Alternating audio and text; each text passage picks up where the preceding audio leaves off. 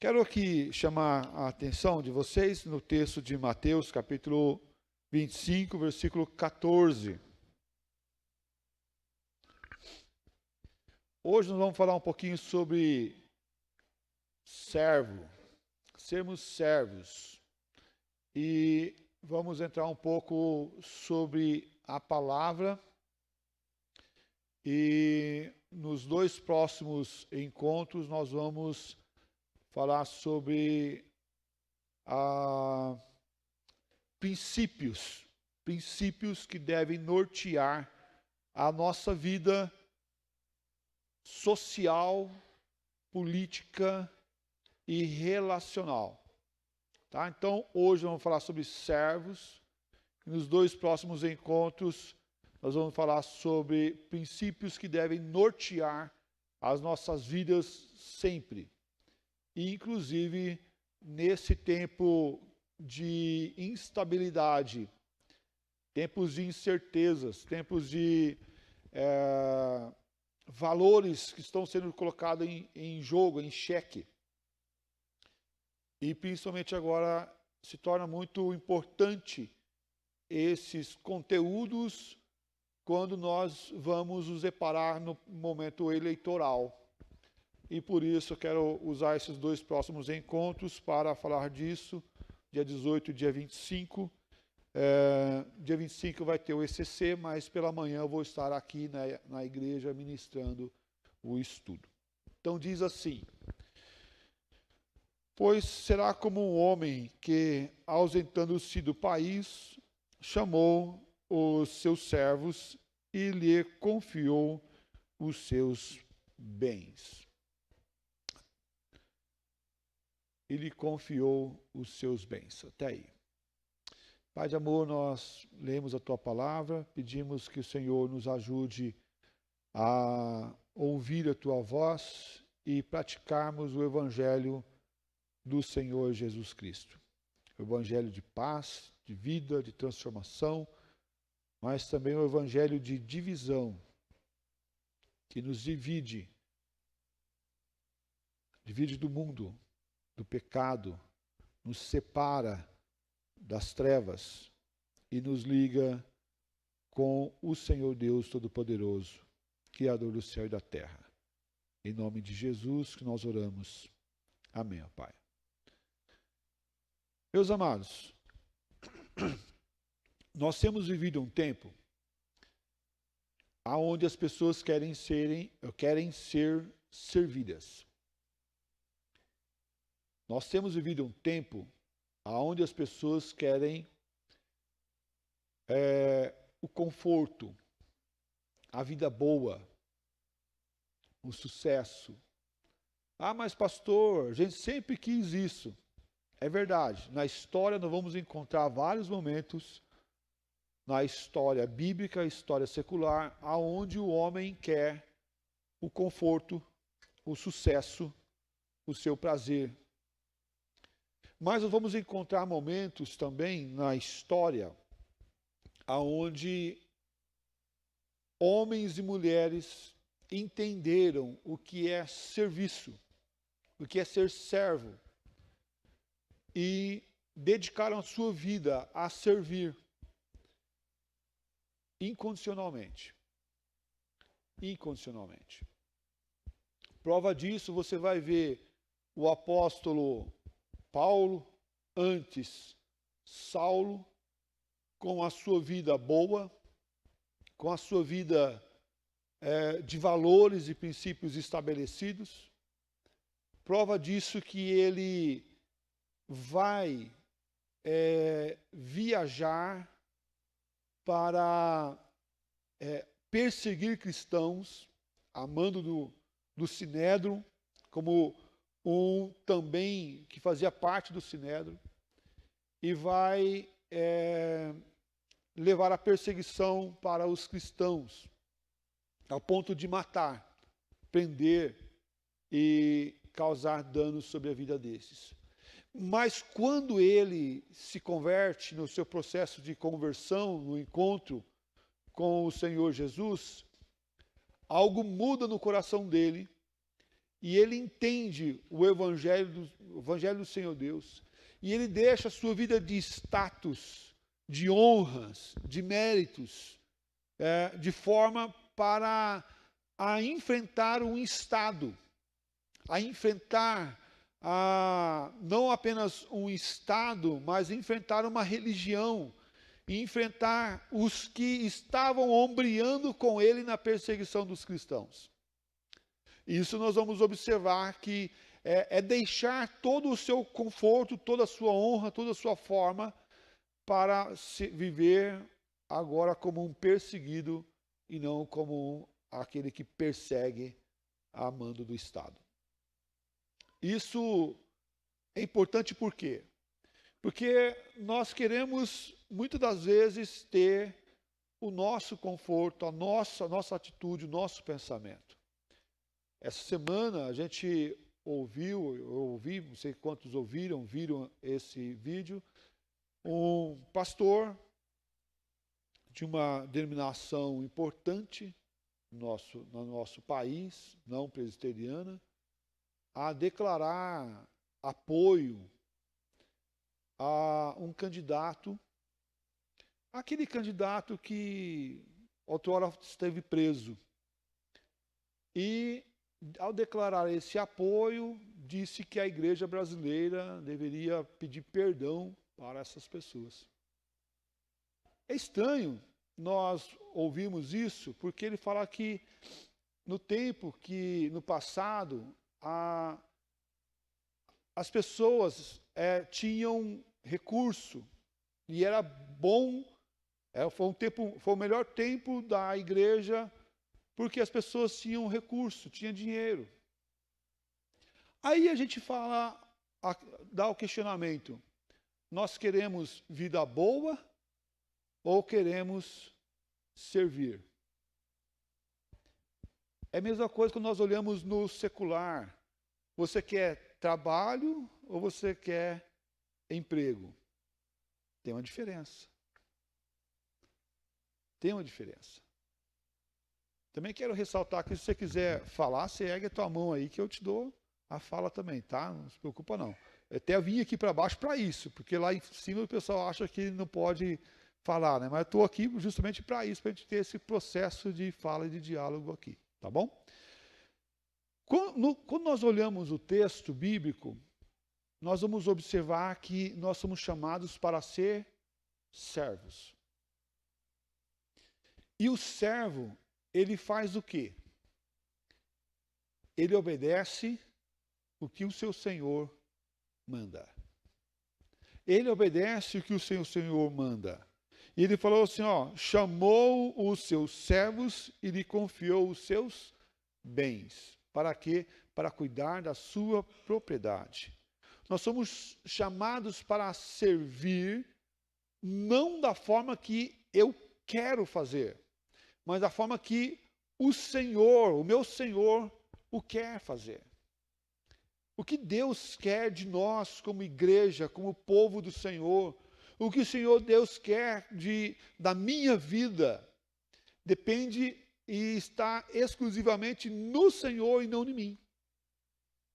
O problema que nós temos vivido nesse tempo é do evangelho, é da volta do evangelho, da centralidade do evangelho no homem, e não em Deus, que é o autor e consumador da fé.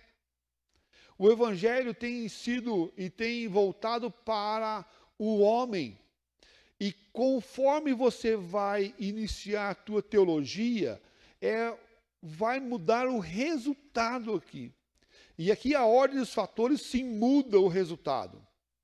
Na matemática, a ordem dos fatores não vai mudar o resultado. Aqui muda. Se você iniciar uma teologia bíblica no homem, você vai encontrar um Deus que serve o homem. Mas se você começar a tua teologia em Deus, você vai encontrar um homem que serve a Deus, e não o Deus que serve o homem. Acontece que no mundo que nós estamos vivendo, as pessoas querem um Deus pronto para te servir. Um Deus que torna agora servo. E que é só como isso fica recorrente. Você vai observar que em certas denominações você tem o dia da prosperidade, você tem o dia do amor, né? Você tem o dia do empresário, você tem o dia, né, que é de quebra de maldição, você tem o dia da cura. Só falta ter o dia da cura da coluna, o dia da cura do pé, né, o dia da cura do dedão, né? Só falta ter essas classificações, porque as outras já têm todas elas. Porque isso é uma demanda de mercado. Isso é uma demanda da necessidade do homem social. E conforme eu vou olhar para o homem, eu vou centrar o evangelho no homem e deixo de centrar o evangelho no Senhor Deus Todo-Poderoso. E aí a encrenca começa a acontecer. O problema começa a surgir porque o homem tem as suas necessidades e quer resolver as suas necessidades em si mesmo. E abandona o aspecto de servidão. Abandona o aspecto de fazer e realizar para a glória do Senhor. Mas ele começa a voltar para as suas necessidades. E que vê só como isso é muito pertinente a nós. Se nós, por exemplo, pararmos de trabalhar, fomos demitidos, por exemplo, o que vai acontecer? Vai falar, eu tenho o seguro-desemprego, 4 parcelas, recebi meu FGTS, mais os 40%, tal, recebi uma boladinha aqui. E aí o que a gente faz? Tá bom, deixa lá. Vai indo, o dinheiro vai acabando, as necessidades começam a chegar, e o que acontece? Eu falo, eu preciso arrumar um emprego, um trabalho, para mim suprir as minhas demandas. A mesma coisa acontece com o homem. Ele vai atrás daquele que pode resolver o seu problema, a suprir as suas demandas, ajudar a pagar as suas contas. E qual é o problema disso? O problema disso é o objetivo. O problema disso é a intenção. Você vem a Deus para quê? Qual que é a tua intenção a vir a Deus? A intenção vai fazer a diferença. Qual a tua intenção, né, quando jovem, a olhar uma moça? Qual a tua intenção? Né? Aí os pais, mais aqueles carrancudos, eles falam assim, o que você quer que a minha filha, né? Qual que é a tua intenção com a minha filha? Não, a minha intenção é as melhores, né? É o dote, é o dinheiro, é o recurso, é os desejos carnais, é a concupiscência, o que é? E a gente tenta filtrar os maus intencionados para que possa manter a integridade da filha, do filho, assim por diante. Mas qual que é a tua intenção a chegar diante do Senhor? É servir Ele com dedicação ou ser servido por Ele com dedicação? Mas Deus não se dá ao luxo a isso, mas as pessoas buscam. E olha só, nós somos chamados para prestar um culto e obediência a Deus. Quero chamar a tua atenção ao texto de Gálatas, capítulo 10, versículo 1. Fala assim, porventura procuro eu agora o favor dos homens ou o de Deus? Ou procuro agradar aos homens? Se agradasse ainda a homens, não seria servo de Cristo. Procurar agradar a homens ou a Deus. Aqui faz uma diferença. Porque se eu quero agradar a homens, eu quero o bem social. Apenas o bem social. E o bem social, eu não estou falando mal das ações sociais, ou ação de socorro e misericórdia, a dar uma cesta básica, a amparar alguém, até a ação do governo, a bolsas e assim por diante. Não estou falando mal disso. Mas eu estou falando que se nós corrermos atrás apenas dessas coisas, apenas do bem social, do agradar as pessoas, eu começo a filtrar a minha fala. Eu começo a filtrar a minha verdade, ou a verdade que vai ser propagada através da minha vida. E começo a encaixar melhor o que falar. E não é só como falar, mas em não falar. Que aqui é o grande problema. Porque eu posso falar uma verdade, e devo falar a verdade, em amor e na hora certa. Mas uma coisa que eu não posso deixar de fazer é deixar de falar a verdade. Quem que eu quero agradar? A Deus ou aos homens? Se eu procuro agradar aos homens, acontece que eu vou ter um resultado diferente. É certo que nós não gostamos, né, de que arrumar briga toda hora, né? Tem hora que a gente cansa de arrumar briga, fala, não, calma aí, deixa quieto, depois eu falo, eu não falo não. E a gente acaba se acovardando muitas das vezes, deixando de falar a verdade. Mas se eu quero agradar a Deus, eu tenho que estar em paz com Deus, mais do que em paz com os homens. E anunciar essa verdade de salvação e transformação. Nós não podemos abrir mão do agradar a Deus em favor dos homens. Eu devo obediência a Deus mais do que eu devo obediência ou respeito aos homens. Mas, pastor, eu gosto muito daquela pessoa, então não quero desagradá-la. Ah, perfeito, que bom que você gosta muito dela, mas você gosta mais dela do que de Deus? É a grande pergunta que a gente faz. Aquela pessoa é a minha amiga desde a infância. Então eu não posso falar essa verdade para ele, eu não posso, né, questioná-lo. Então, calma aí, quem que você gosta mais? Quem que é a melhor amizade para você? Né? E se ele é teu amigo dessa forma, você deveria, então, dizer a verdade para aquela pessoa. Nós queremos agradar as pessoas à nossa volta, mas nunca podemos abandonar a verdade do Senhor.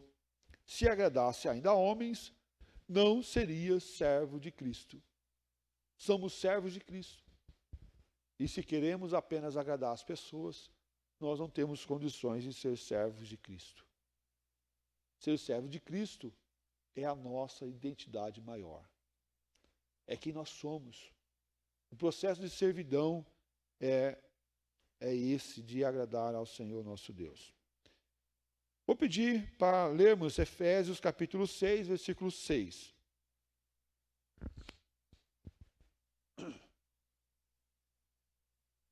Quem lê lá para mim?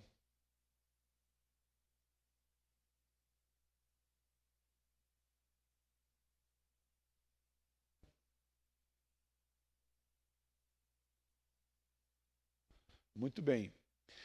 Então, não servindo à vista para agradar a homens, mas como servos, fazendo o quê? Qual é a forma? A forma fazendo de coração, a vontade de Deus. E aqui complica um pouquinho. Ele tira o aspecto da obrigação, fazendo por causa que é uma obrigação tua. Para quê? Para fazendo de coração. É mais do que eu sei o que eu tenho que fazer e agora eu tenho que fazer porque eu tenho que fazer. É mais do que isso. Ele tira do aspecto de obrigado a fazer e coloca no aspecto do eu tenho esse privilégio de fazer. E muda a intenção do meu coração. Ele quer mudar a intenção, algo interno no meu coração, na minha vida, para fazer não por causa da obrigação, mas por causa do privilégio de fazer. Por que que temos o privilégio de fazer? Porque temos a palavra em nosso coração. Temos essa palavra que está lá em nossa vida e que transformou o nosso coração e que agora é palavra de verdade. É palavra de graça, é palavra de amor, é palavra de vida, é palavra de libertação. E como é bom olharmos e ver que o Senhor Deus age em nossas vidas, nos transformando, nos nos moldando no caráter dele. Mas também como é desafiador ter isso como o nosso alvo, o nosso objetivo, a nossa centralidade de fazer de coração, E é interessante que ele fala aqui, mas como servos de Cristo, fazendo de coração a vontade de Deus. Esses servos de Cristo, agora eles são chamados para ter um coração transformado. Eu só posso fazer de coração se o meu coração estiver no Senhor Deus, na vontade do Senhor Deus. Senão eu vou começar a fazer pela obrigação. E o sentido aqui é que isso saia de forma natural, saia como algo brotando de dentro de nós. Acontece que nós queremos moldar comportamentos. Nós começamos a moldar comportamentos. E como queremos moldar comportamento? Não faça isso, não faça isso, não faça isso, não faça isso, faça isso, isso, isso. Colocamos várias regras, várias formas de servir a Deus. Venha domingo de manhã, né? Dê o seu dízimo, fique em pé quando pedir para ficar em pé, feche o olho quando for orar, né? Erga a mão quando alguém erguer a mão também para cantar, feche o olho, toque, cante, colocamos isso. Depois, ao sair daqui, você vai para a sua casa, né? Você faça uma comida gostosa, sente com a sua família, com a sua família, se alimente, né? Não beba, não fuma, não fume, não use roupa extravagante, mas use roupa adequada e moderada. Fale de Jesus. Colocamos várias formas e comportamentos de regras de se fazer. Mas, pastor, é errado.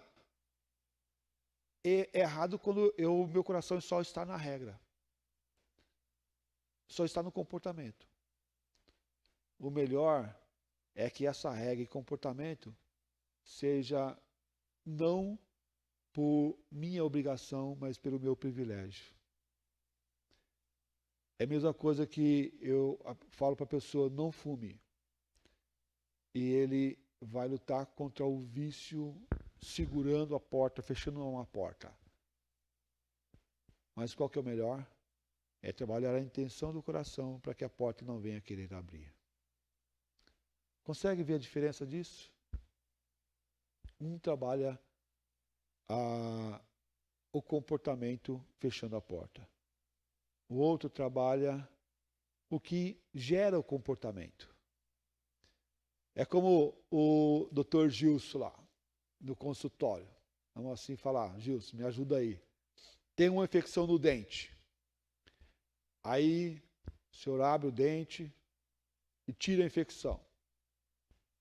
Mas não passa um antibiótico para o paciente tomar. O que pode acontecer daqui a pouco? Vai ter uma nova infecção, vai acumular a secreção. Não tira o que está causando a infecção. Tira a infecção. Mas o que tem que fazer?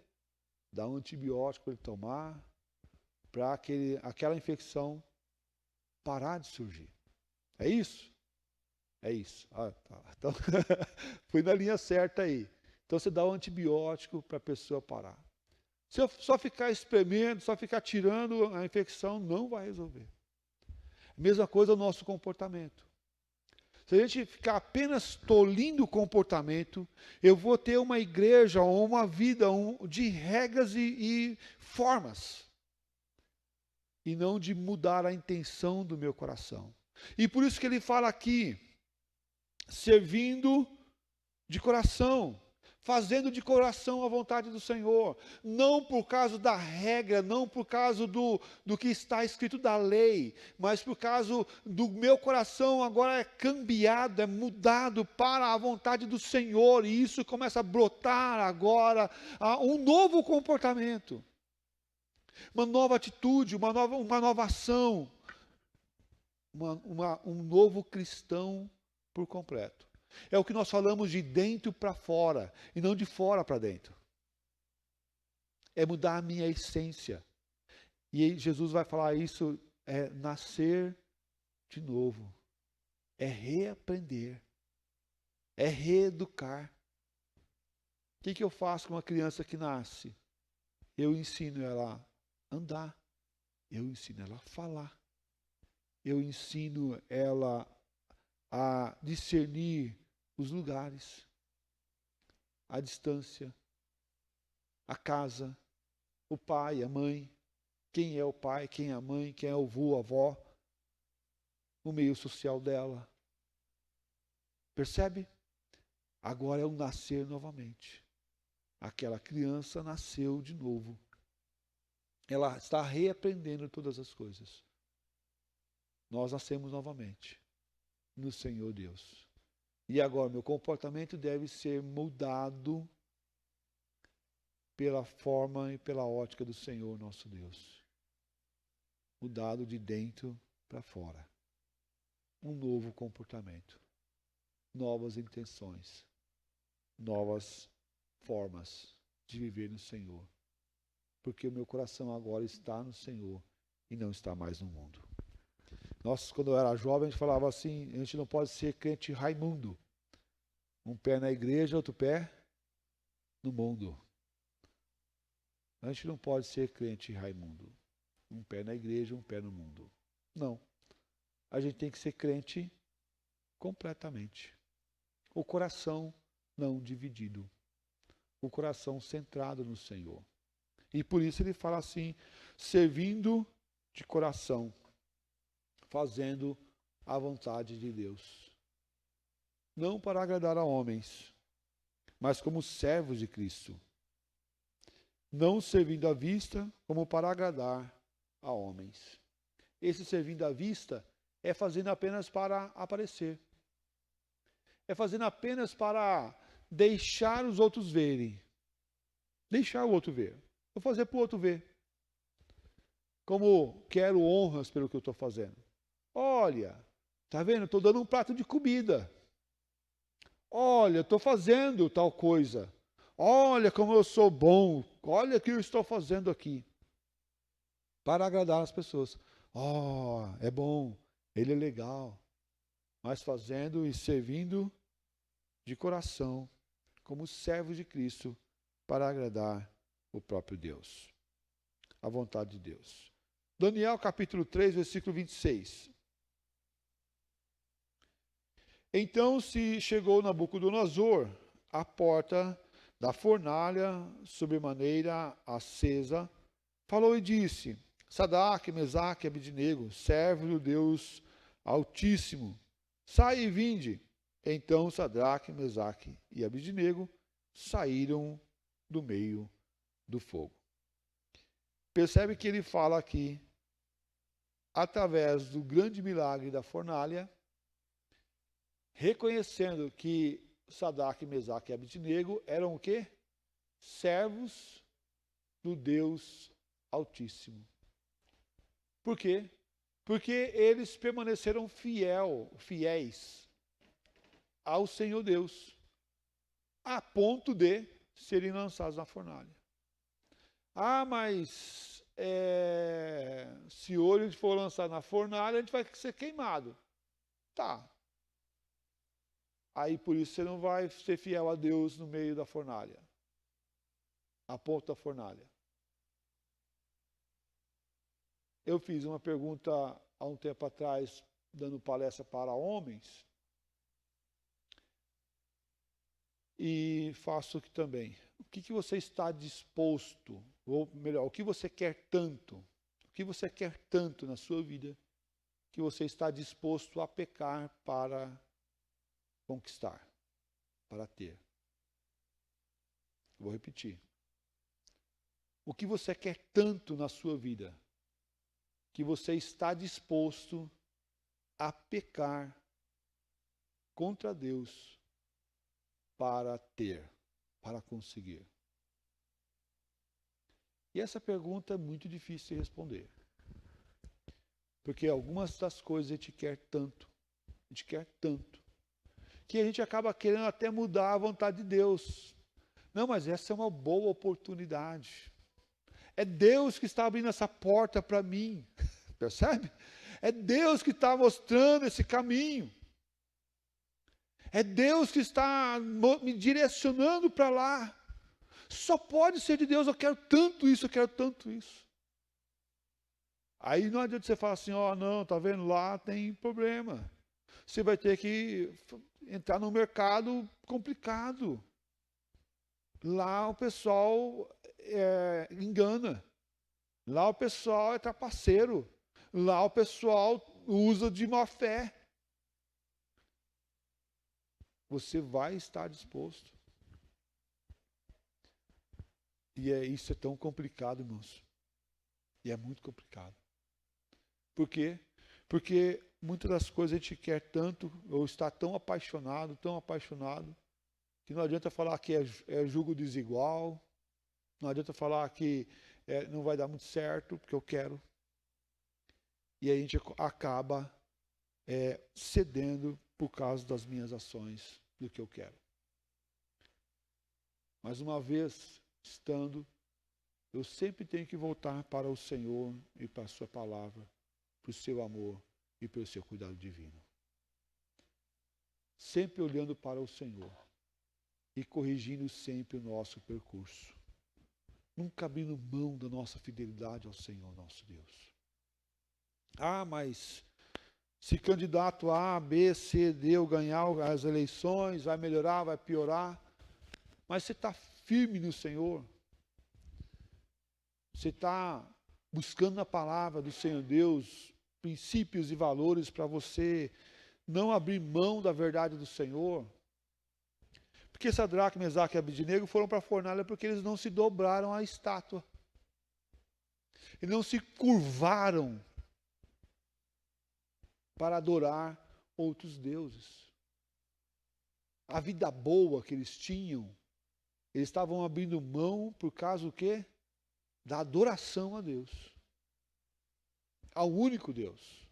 Ah, só vou dar uma meia abaixadinha aqui, só para dar uma meia enganada, né? Falar que eu estou uma dor nas costas, não vou conseguir abaixar direito. Né? Vai que cola, então não fico nem... Não desagrado nem agrado, né? Fala, não, eu estou com uma dor nas costas, não estou podendo abaixar, me encurvar aqui, ó, me deixa fora, né? Não pude ir na reunião lá para se curvar. Não, eles foram na reunião, eles estavam lá no lugar. Na hora que tocava o trombeta para se curvar, eles não se curvaram. Na hora de se curvar, não se curvaram. Meus amados, a gente não pode negociar a verdade do Senhor nosso Deus. Ah, mas eu vou perder meu privilégio. Se tua mão te faz você pecar, corte-a, arranque-a. Porque é melhor você entrar no céu sem uma mão do que todo o corpo for jogado no inferno. É claro que ele não está falando de forma literal, tá, irmãos? Então, daqui a pouco tem gente sem 2 dedos. Ah, o dedo que eu fumo. Aí não é isso.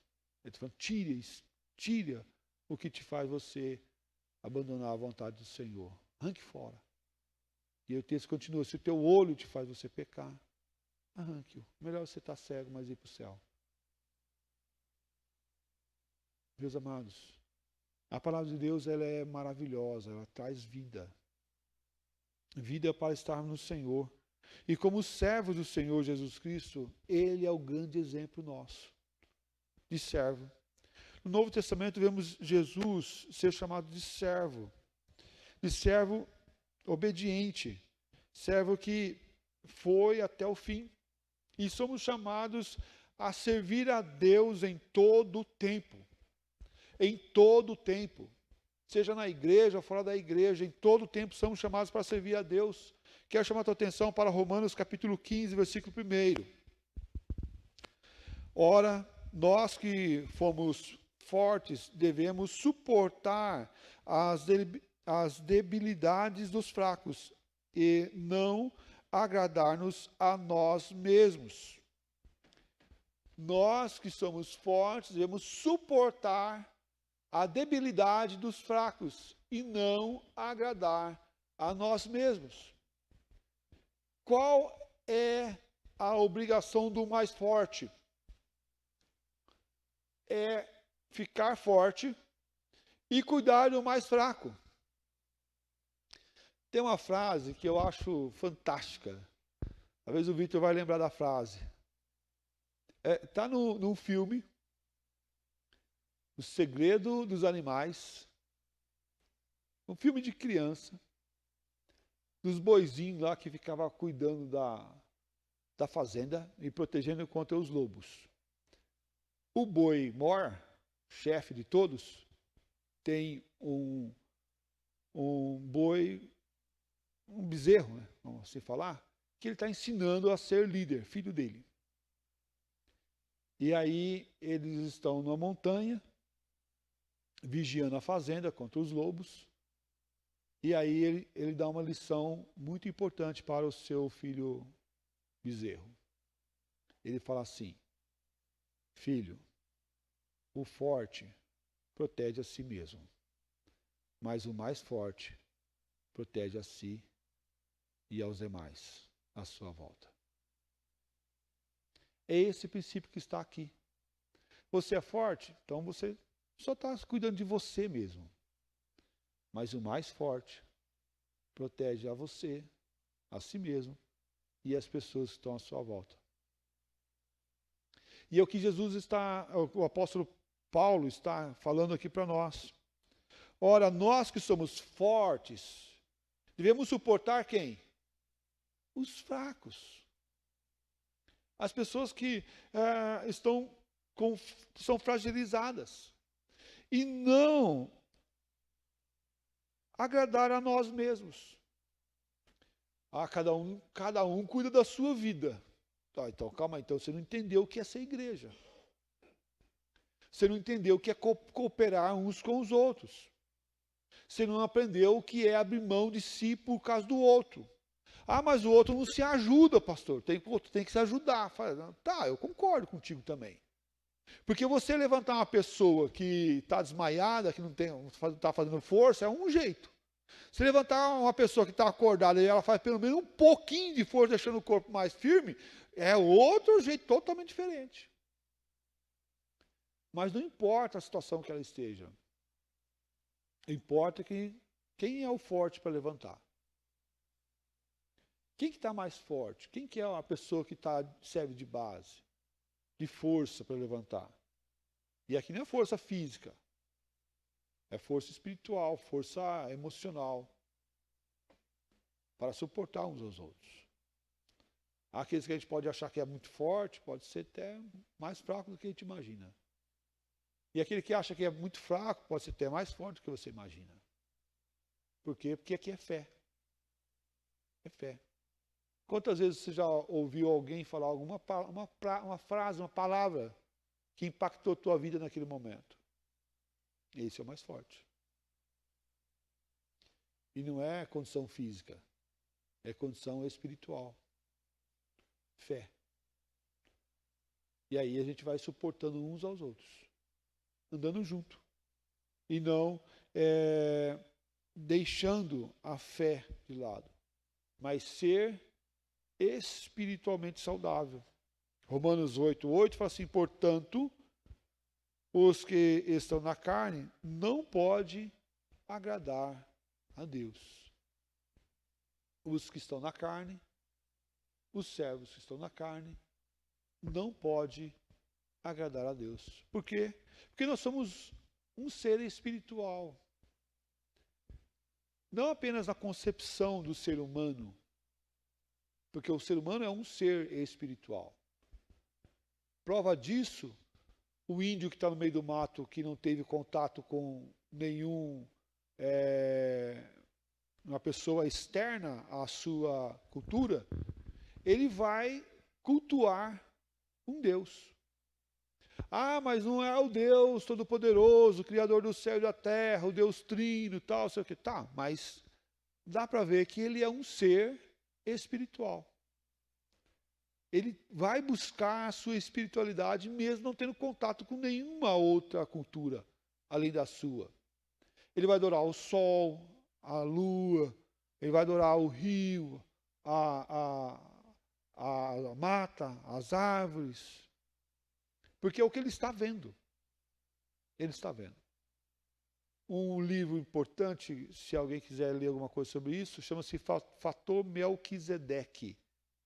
Fator Melquisedeque. É bem interessante esse livro. Se achar, recomendo a leitura. Por quê? Porque ele fala de uma história de uma aldeia de índios, lá na África, que foi encontrada e que eles não adoravam nem o sol, nem a lua, nem o rio, nem as árvores, nada disso. Mas eles adoravam um ser, um Deus, que era invisível. Que não podia ser visto, mas que ele estava em todo lugar, e que ele sabia todas as coisas, e que ele tinha todo o poder. E aí não vou contar a história do livro, para você poder ler o livro e poder ali se deliciar nessa leitura tão interessante.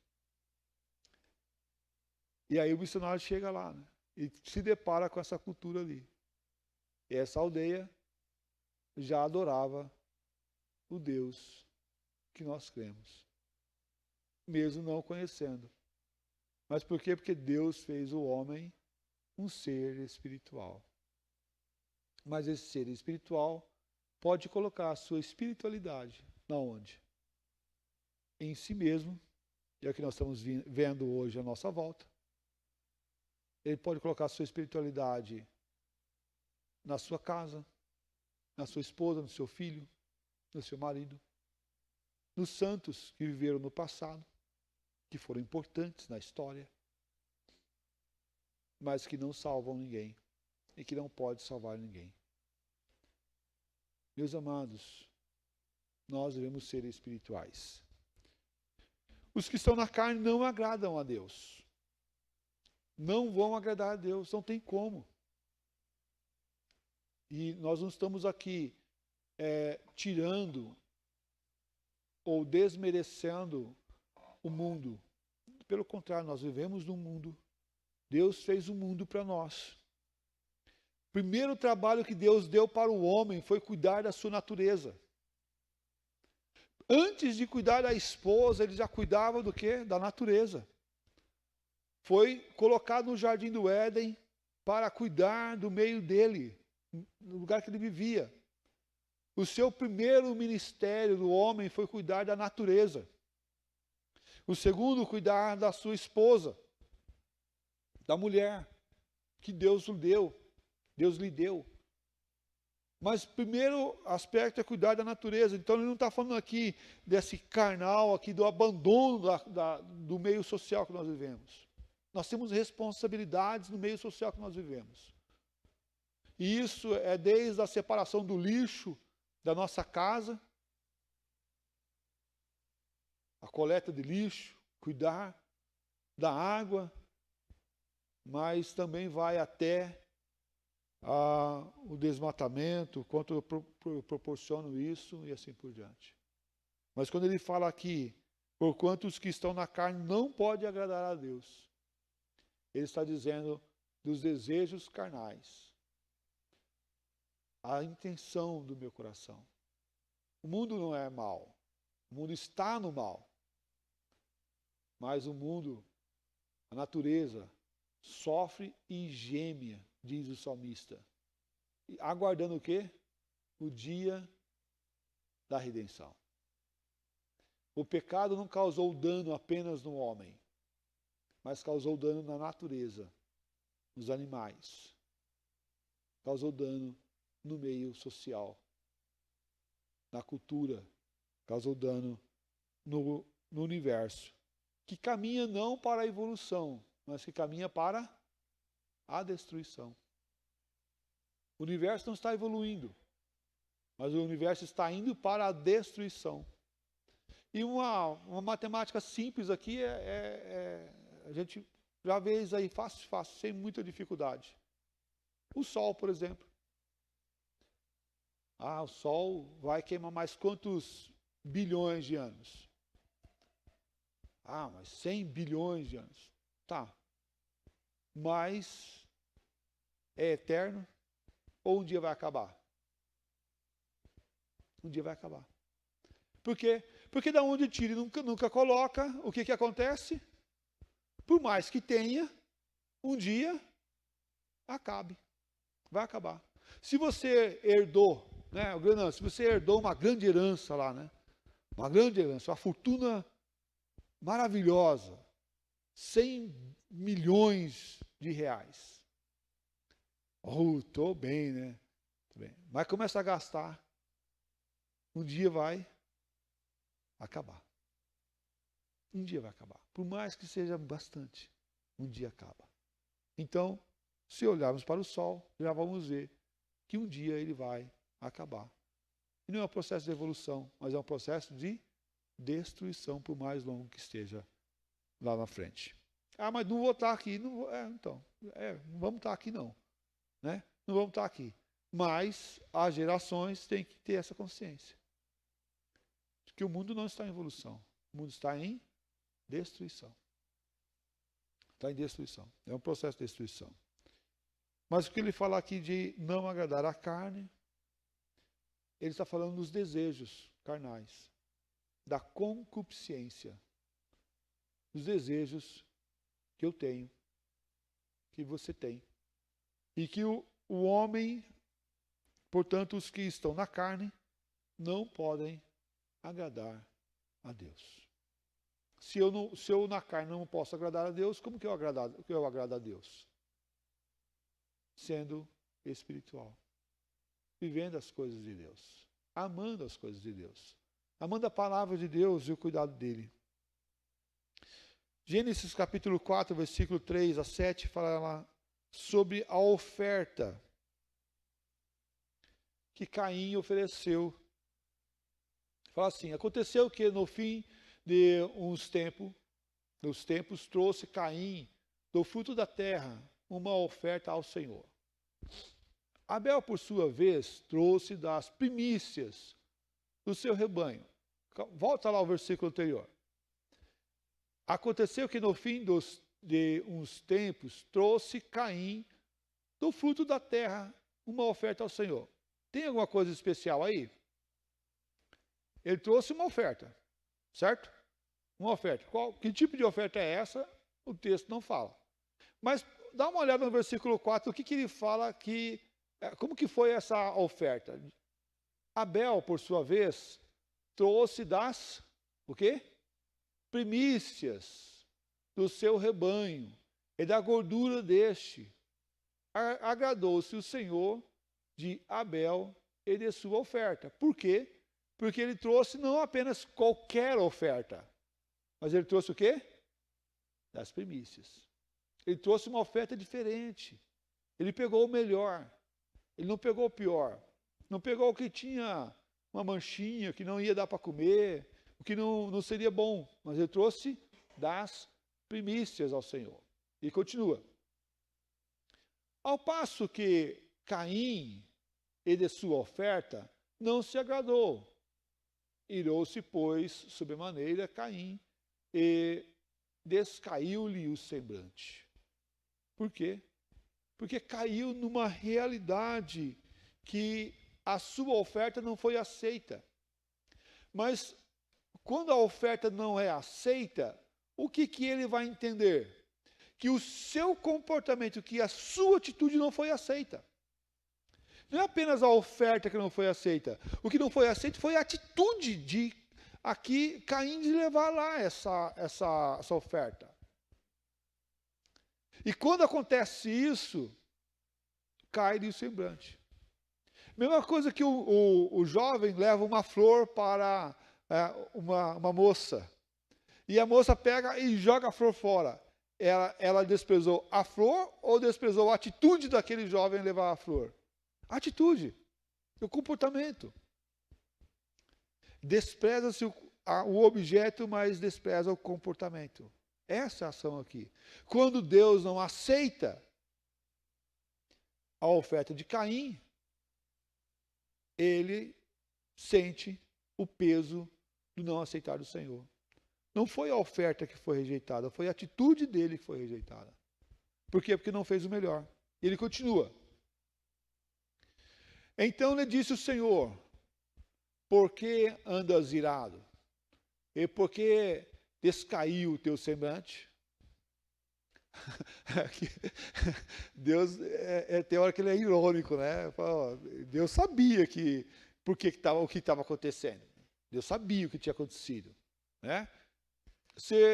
se procurares bem, não é certo que serás aceito?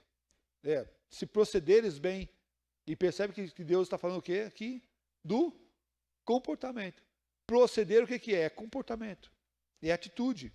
Ele não está falando assim, se você fizer pegar tal fruta, tal sei o quê, maçã, você pegar tal coisa, eu vou gostar. Não, ele está falando do comportamento, da atitude. E qual que é a atitude que ele queria? Uma atitude de servidão, de fazer o melhor. É certo que serás aceito? Se todavia procederes mal, eis que o pecado jaz à porta. O seu desejo será contra ti, mas cabe a ti cumprir dominá-lo. O que está acontecendo aqui agora? O pecado está batendo na tua porta. Você vai dominar ele, ou você vai deixar ele dominar você. E se ele dominar você, você vai fazer o mal. Mais uma vez. Porque o comportamento dele está sendo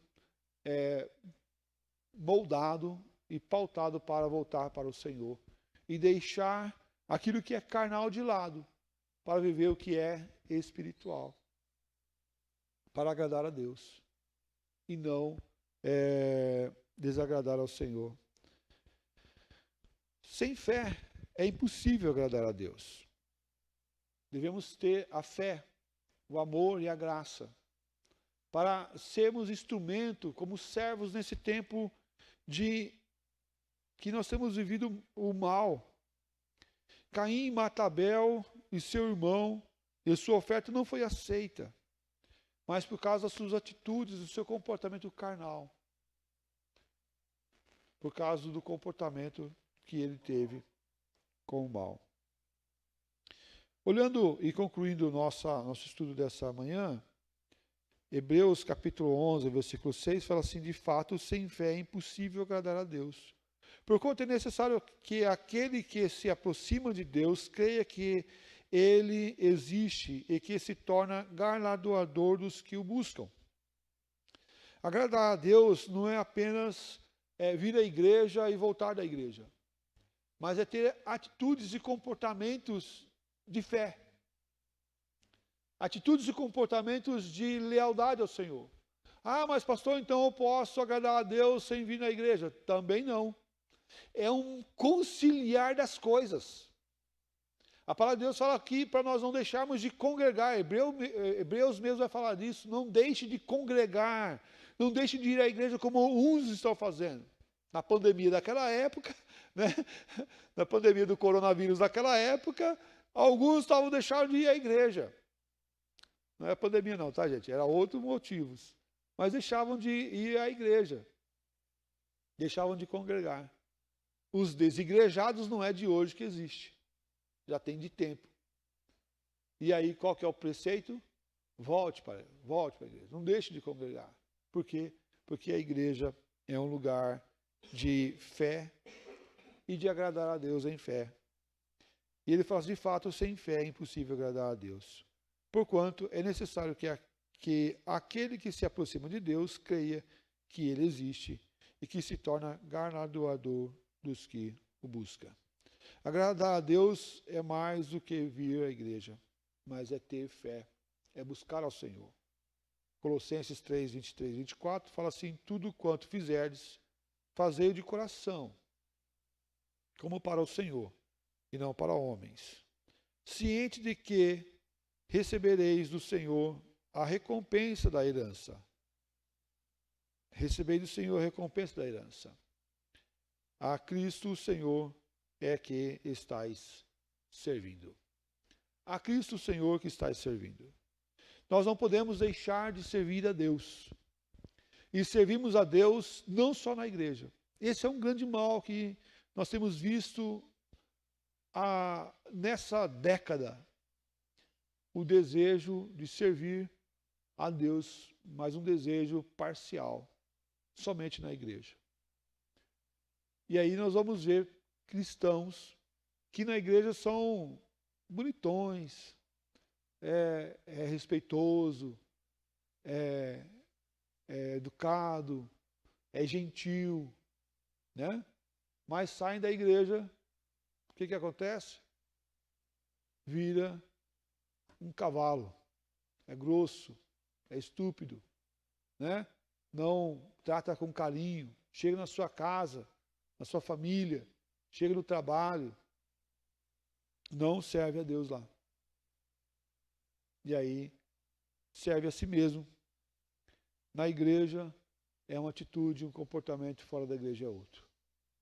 Não podemos ser assim. O mundo é assim.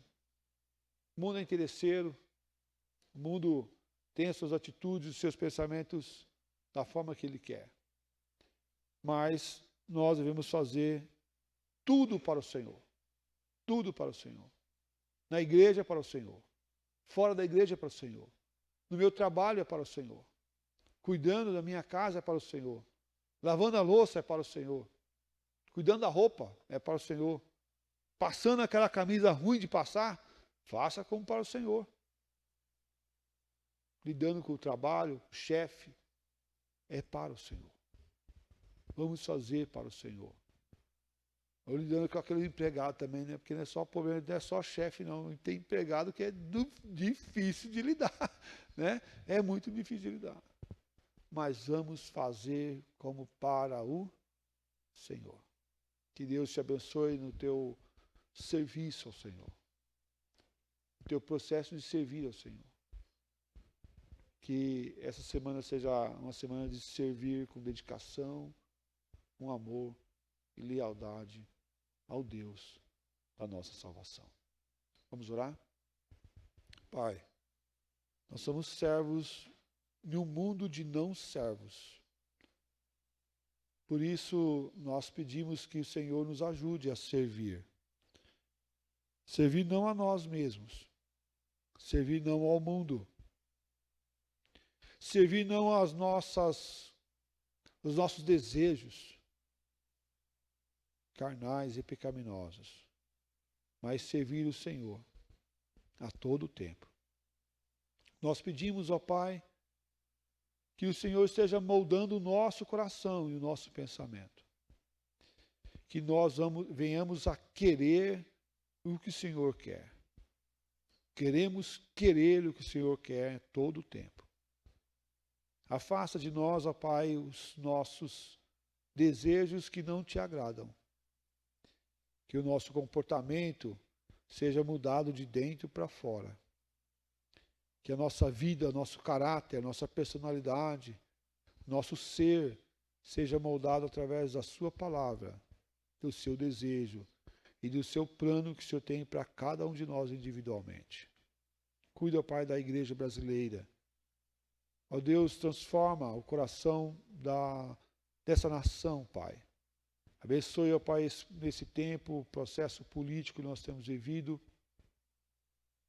Que seja, ó Pai, um tempo de amadurecimento da nossa cidadania, como cidadãos, ó Pai, brasileiros que somos, mas como cidadãos também, ó Pai, do mundo celestial que somos também. Que possamos servir ao Senhor tempo e fora de tempo, em grandeza, majestade e serviço ao Senhor. Tem misericórdia, Pai, de nós, em nome do Senhor Jesus que nós oramos. Amém, ó Pai. Amém. Deus abençoe a todos. Muito obrigado e até nos encontrarmos novamente.